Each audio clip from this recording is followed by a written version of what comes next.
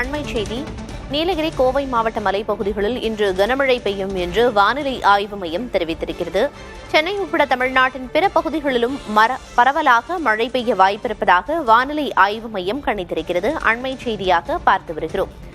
நீலகிரி மற்றும் கோவை ஆகிய 2 மாவட்டங்களிலும் இன்று கனமழை பெய்ய வாய்ப்பிருப்பதாகவும், சென்னை உட்பட தமிழ்நாட்டின் பிற பகுதிகளிலும் பரவலாக மழை பெய்ய வாய்ப்பிருப்பதாகவும் வானிலை ஆய்வு மையம் கணித்திருக்கிறது.